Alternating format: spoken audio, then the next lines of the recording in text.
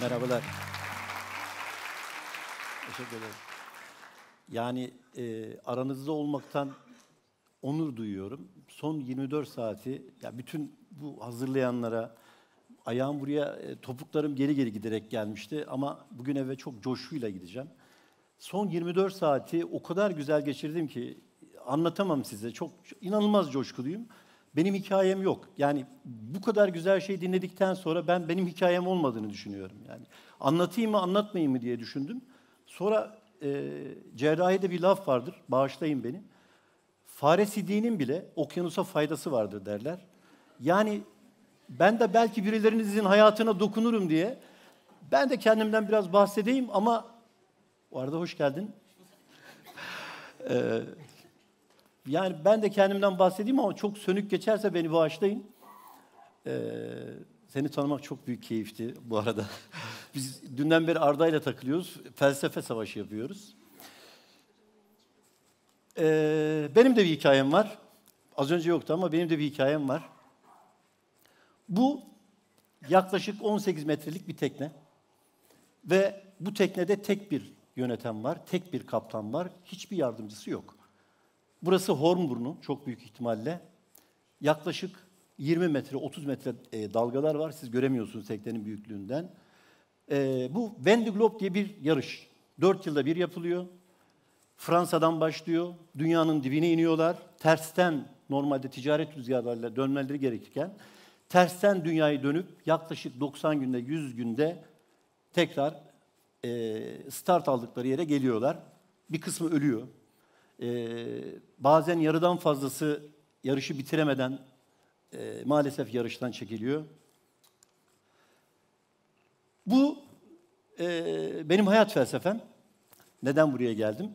O tekneden sonra bunu açıklayayım size.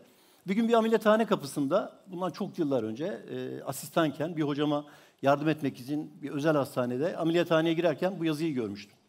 Ya dünya karşılaştığın fırtınalarla değil, gerçekten de gemiyi limana getirip getirmediğinle ilgileniyor. Yani az önceki resimde gördüğünüz gibi önemli olan o geminin limana varması mı? Bilmiyorum. Burası benim odam. Ve biz her gün bu fotoğrafla yüzleşiriz. Ben her gün bu fotoğrafla yüz yüze gelirim. O bana bakar, ben ona bakarım. Altta da tahmin edeceğiniz gibi denizi çok sevmişim ve çok güzel bir odam var. Çocuklar çok seviyorlar. Böyle bir sürü oyuncaklar falan var. Ruhumdaki herhalde şeyden kaynaklanan.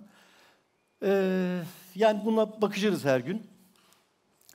Bu teknem de var, onu da söyleyeyim bu arada. Yani parayı bulunca tekne de aldım. Arda, lafım sana, bu arada ben de Survivor'dan hayatım boyunca hiç para almadım. Herkes ne kadar götürdün malı diye sorarken ben de hiçbir şey almadım. Yine bir fırtına, işte az önce resmi gördükten sonra her ameliyat bir fırtına. Bir cerrah için her ameliyat gerçekten bir fırtına. Olmazsa olmazım, 365 gün motora biniyorum. Niye bunları gösteriyorum? Daha önceki konuşmacılardan uzaklaştırayım sizi ki bana odaklanın diye ben bunları anlatmaya çalışıyorum. Hayat her zaman böyle fırtınalı değil, böyle keyif yaptığım zamanlar da oluyor. Bunu Melike Hanım buralardan bilmiyorum. Yok sanırsam. Benden, sizlerden birileri bir şey istediği zaman bakın denizdeyim, şimdi yazamam demiştim. Bu da keyif anlarından biri. Bu da benim en sevdiğim iş, hayatımda en severek yaptığım işlerden biri sünnet yapmak. Bu da sünnet sonrası bir çocuğun benimle iletişimi. Evet, bu girişti. 11 dakika oldu mu gireli? Olmaması lazım diye düşünüyorum ama benim doğduğum memlekette, ben Tarsusluyum, bir çocuk ilkokul çağına geldiği zaman mutlaka bir iş yerine verilir. Tabii bu her ailede değil ama çoğu ailelerde. Benim de ailem çok varlıklı da değil, normal bir aile.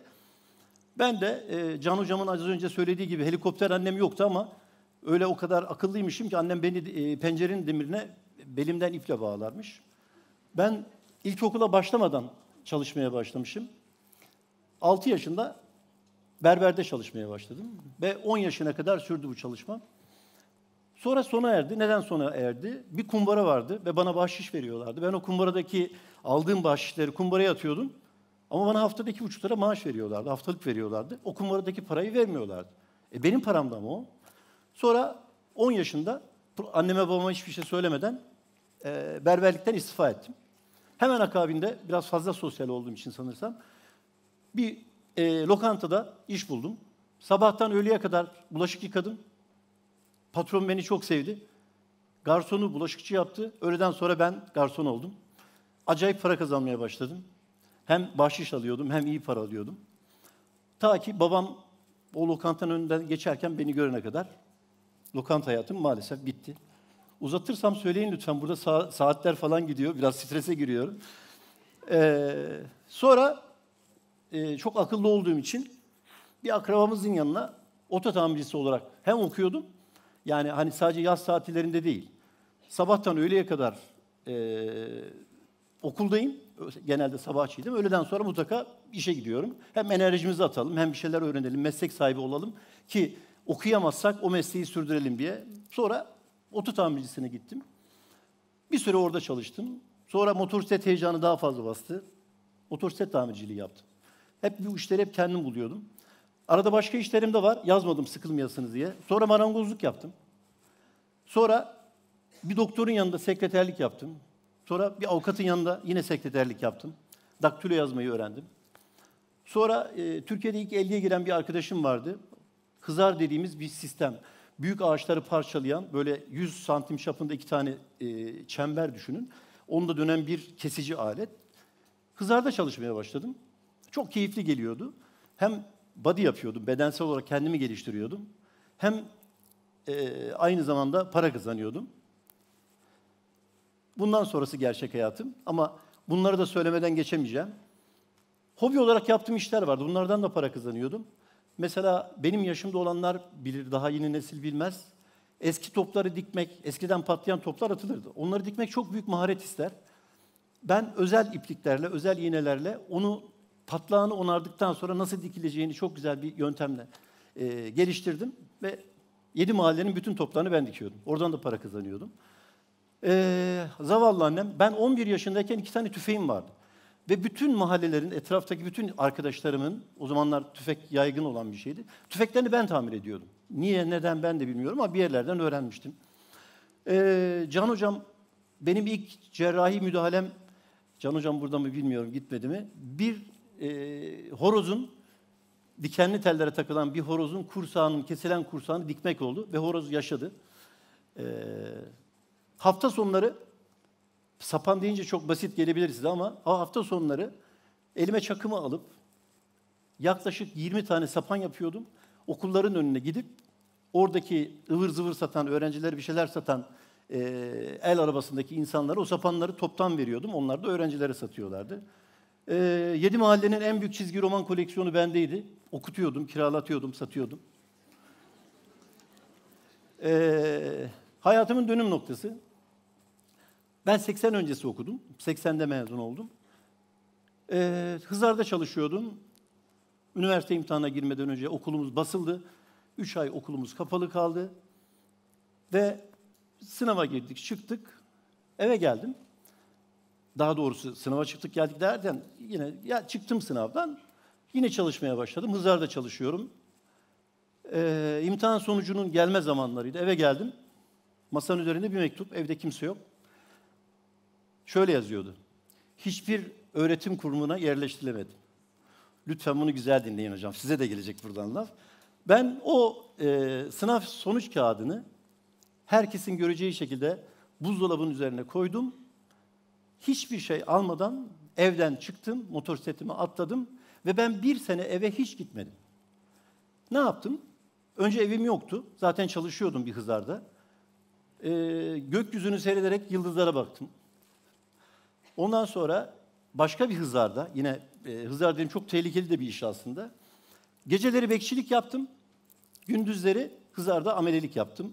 Ustalık yaptım bir süre sonra. Sonra daha cazip geldi. Bir otobüste mavinliğe başladım. Böyle herhalde biraz da merak ve heyecandan kaynaklanan bir şey. O sene üniversite imtihanına girmedim. Aklımın ucunda yok. Otobüs şirketi kuracağım. İnanılmaz işte 100 tane otobüsüm olacak. Kendimde korkunç bir potansiyel görüyorum. Böyle çok çalışkanım. Adana Mersin arasında çalışan TOK diye otobüsler var. Bir kooperatif. 112 otobüs var. Oranın en kibar mavini seçilmişim. En hızlı mavini seçilmişim. Bitirimim yani. İşi bitirmişim ben. Her şeyi yapabilirim. Çalışıyorum. Bir sonbahar günü, o imtihana girmediğimden sonraki bir sonbahar günü, böyle standart yolcu aldığımız yerlerden bir durağa geldik. Matematik hocam geldi. Matematik hocam, yani durak normal bir yolcu olarak bindi. Sen ne yapıyorsun burada dedi. Çalışıyorum hocam dedim. Oğlum sen doktor olmadın mı dedi. Ne doktor hocam, ben dedim imtihana falan girmiyorum. Oğlum sen çılgın mısın? Ya senin doktor olman gerekiyordu. Senin ne işin var burada dedi. Hocam bırakın ya dedim. Ben bu işleri yapıyorum. Böyle şey yani doktor olmayı falan düşünmüyorum. İmtihana girmeyi de düşünmüyorum. Hayır dedi.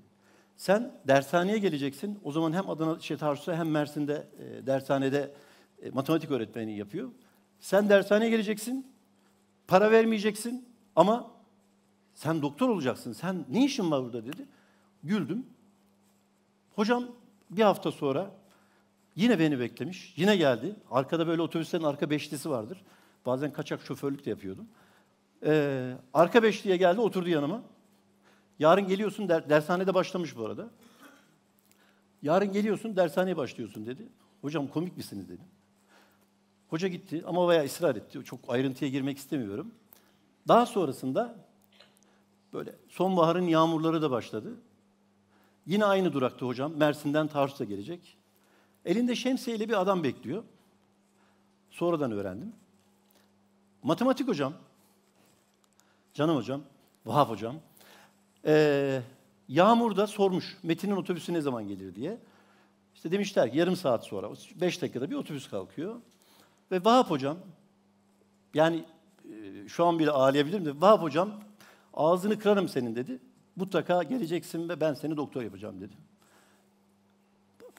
Gittim, yapacak bir şey yok. Aslında okumak da istiyor muyum onu da bilmiyorum. Dershaneye başladım, senden para da almayacağım dedi.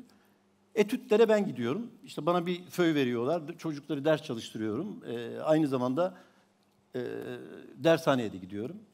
Birinci sınava girdik, o zamanlar sınav 2 sınavdı.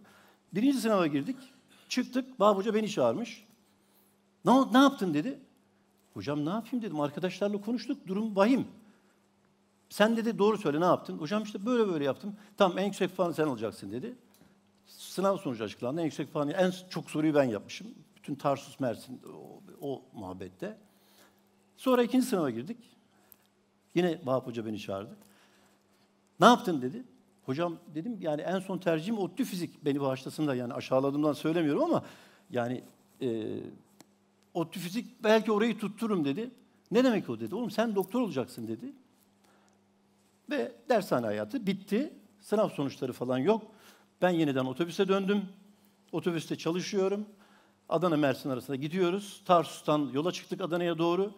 Bir yakıt istasyonunda bir yolcu alacağız. Otobüsün içerisi hınca hınç dolu. Bazen ayakta da yolcu alıyorduk. Biz yani korsan çalışıyorduk öyle bir parça. Yolcuyu alırken orada otobüsünü yıkayan bir mavin arkadaş uzaktan bana seslendi. Metin, Metin, doktor olmuşsun, İstanbul'u kazanmışsın. Hem de Cerrahpaşa dedi. Bu birinci bölümdü. Annem eve gittiğim zaman bana şunu söyledi. Oğlum ben babanla bunca yıldır evliyim. Babam yazık çok küçükken annesi ve babasını kaybettiği için okuyamamış ama okumak için de ukde kalmış. Ben babanla bunca yıldır evliyim ama babanı hayatımda hiç bu kadar mutlu görmedim dedi o sınav sonucundan sonra. Gelelim Survivor'a. Hakikaten para almadım Arda. Yani motor camiasından tanışıklığımızdan dolayı böyle bir 25 senelik, 30 senelik Acun ve işte etrafındaki arkadaşlarla bir muhabbetimiz vardı. Durmadan diyorlardı. Abi gelsene ya, gelsene, gezmeye gelsene, gezmeye gelsene diye. Normalde bunu anlatmayacaktım ama yani formata uygun olsun diye belki biraz zamandan çalıyorum. Çalıyor muyum? Gerçekten. Kusura bakmayın yani gaz verdim gidiyorum eski otobüsçü olduğum için. İşte bir gün Esat diye Acun'un ortağı var. O geldi. Abi gel ya dedi. İşte o zamanlar çok meşhur olan bir sevgilisi vardı. Hastaydı. Onunla beraber gelmişlerdi. Tamam ben dedim. Geliyorum. Ama dedim yani uzun süreli kalamam. Bu dediğim 8-9. sene. Bir daha da geri gelemedim. Yani şöyle yapıyordum ilk başlarda. Gidiyordum, geliyordum, gidiyordum, geliyordum. Bundan 3 sene önce işte yine geldim. Durmadan telefon ediyorlar ama işte şu var, bu var. Çünkü şu an 5 ülke var. Ve o 5 ülkenin hepsine ben bakıyorum en son geldiğim dönemlerde. Ameliyat yapıyorum. Hastaları biriktiriyorlar. Para da kazanmam lazım aynı zamanda. Ameliyat yapıyorum. Ameliyatta telefon çaldı. Sonra görüşürüm dedim. İşte dediler ki Esat Bey arıyor. Yani ben ne yapayım Esat'ı şimdi? Esat'la bir işim olmaz. Çok acilmiş falan. Abi çok çabuk gelmen lazım. Neden? İşte o zamanlar ünlü bir futbolcu, yarışmacı. Ameliyatı alacaklar, gel bizi kurtar. Gittim, bir daha hiç bırakmadılar. Yani tamamen orada kaldım. Bir sürü meslek dedim ya. Ya vallahi uzatıyorsam kusura bakmayın gerçekten. Bir sürü meslek, Survivor'daki mesleklerim bunlar da. Bunlar yine sayamayacağım kadar bir sürü mesleğim var Survivor'da ama orada babasınız, ağabeysiniz, sırdaşsınız, psikologsunuz, psikiyatristsiniz, cerrahsınız, travmatologsunuz, kadın doğumcusunuz, ürologsunuz. İşte anında radyoloji sonucunu isterler, sizden biri düştüğü anda hemen sorarlar, kırık var mı? Yani bilmiyorum ki. Ama herkesin böyle düşündüğü gibi Survivor doktorluğu hani lay lay lom bilmem ne falan hakikaten değil. 24 saat kapınız açık ve güler yüzlü olduğunuz için bütün insanlar sizden umut bekliyor. Sadece yarışmacılar değil, bütün insanlar sizden bir yardım bekliyor. Yani zor bir süreçti. Şöyle bir örnek vereyim ne kadar zor olduğu ile ilgili. Demin arkadaşlar röportaj yaparken onlara da söyledim. Mesela Fransız Survivor'ındaki doktor yarışmacılardan biri öldü diye intihar etti. Yani o kadar büyük risk alıyorsunuz aslında. Çünkü bir format var, bir yarış var, bir oyun var. Onun gün içerisinde bitmesi gerekiyor. Ertesi gün yayına yetişecek ve siz orada imkansızlıkların sıfır olduğu bir yerde yarışmacılara o kadar yakın oluyorsunuz ki. Yani bu ben. Hiç kimse benim kadar yaklaşamaz yarışmacılara. Ya bunu anlatmaktan çok hoşlanmıyorum ama ne yapayım ya, format böyle, kusura bakmayın. Öncesinden mutlaka gidip parkuru geziyorum. Nerede tehlike varsa onu işte söylüyorum, bunu düzeltelim falan diye.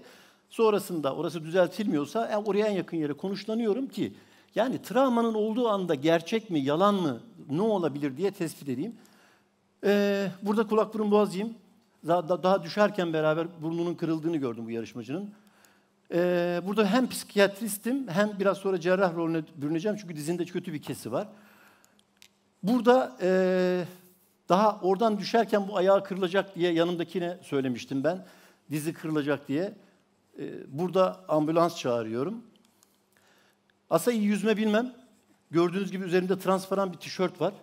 Yani burada ben hiçbir şey olmayacak diye düşünürken biri boğuldu. Maalesef o da yüzme bilmiyormuş.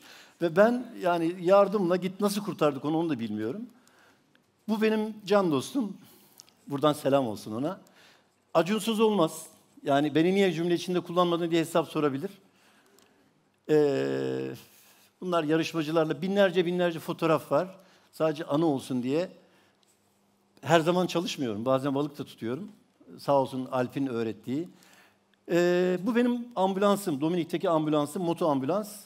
Bunun çantaları bir insanı hayata döndürebilecek kadar, çok komik gelebilir size ama döndürebilecek kadar malzemeyle dolu. Zaten 2 senede kendi malzemelerimi kendim götürüyordum. Her türlü müdahaleyi yapabiliyordum. Yani entübe edebiliyorsunuz, ambu kullanabiliyorsunuz. Sonuç, demin hocalarım da söylediği gibi, belki birinizin hayatına dokunurum, belki birinin yani minicik bir etkim olur diye düşünüyorum. Hani Fare Sidi'nin okyanusa faydası var yolunda, deyiminden yola çıkarak. Yani herkes hekim olabilir ama ne olur çok yürekten hekim olmak isteyenlere kimse dokunmasın. Hep soruyorlar. Aman olmasın doktor. Niye olmasın ya? Hekim olmak isteyen olsun, lütfen olsun. Ama yürekten istiyorsa olsun. Sonucun sonucu ne olur siz de birilerinin hayatına dokunun. Belki ben bugün dokunmuşumdur. Hepinize çok teşekkür ediyorum.